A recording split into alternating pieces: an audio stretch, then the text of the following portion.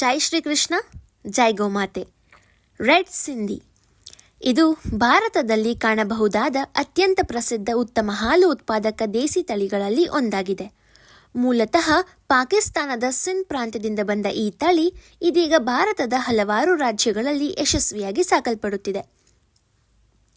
ಇದು ಒಂದು ಶ್ರೇಷ್ಠ ಹಾಲು ಉತ್ಪಾದಕ ತಳಿಯಾಗಿದ್ದು, ಹೆಚ್ಚು ತಾಪಮಾನ ಹಾಗೂ ಬಿಸಿಲು ಸಹಿಸಿಕೊಳ್ಳುವ ಶಕ್ತಿಯನ್ನು ಹೊಂದಿದೆ.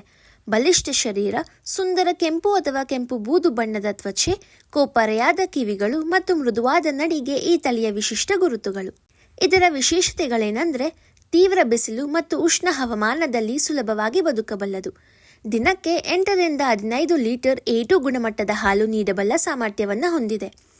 ಸಾಂಪ್ರದಾಯಿಕ ಆಯುರ್ವೇದ, ಪಂಚಗವ್ಯ ಮತ್ತು ಜೈವಿಕ ಕೃಷಿಯಲ್ಲಿ ಈ ತಳಿಯ ಗೋಮಯ ಮತ್ತು ಗೋಮೂತ್ರ ಬಹುಪಯೋಗಿ. ಉತ್ತಮ ಆರೋಗ್ಯ ಮತ್ತು ರೋಗ ಪ್ರತಿರೋಧಕ ಶಕ್ತಿಯನ್ನು ಹೊಂದಿದೆ. ದೇಶೀಯ ಇನ್ಸೆಮಿನೇಷನ್ ಅಂದರೆ ಗರ್ಭಧಾರಣೆ ಪ್ರಕ್ರಿಯೆಯಲ್ಲಿ ಶ್ರೇಷ್ಠ ಫಲಿತಾಂಶವನ್ನು ನೀಡುವ ತಳಿ.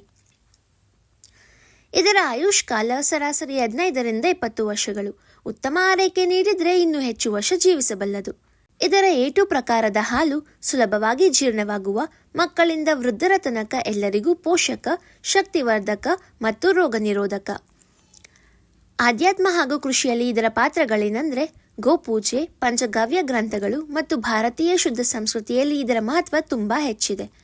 ಗೋಮೂತ್ರದಿಂದ ತಯಾರಾಗುವ ಆಯುರ್ವೇದದ ಔಷಧಗಳು ದಹನ ನಿವಾರಕ ಪದಾರ್ಥಗಳು. ಗೋಮಯವು ಉತ್ತಮ ಜೈವಿಕ ರಸಾಯನ ಹಾಗೂ ಗೊಬ್ಬರವಾಗಿ ಬಳಸಲಾಗುತ್ತೆ.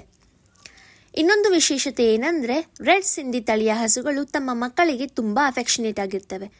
ಇದನ್ನು ಹಲವರು ಮಾತೃತ್ವದ ಮಾದರಿ ಎಂದು ಪರಿಗಣಿಸ್ತಾರೆ. ಈ ತಳಿಯು ಶಾಂತ, ಒಬಿಡಿಯಂಟ್ ಹಾಗೆ ಸಾಕಲು ಸುಲಭವಾದ ತಳಿ.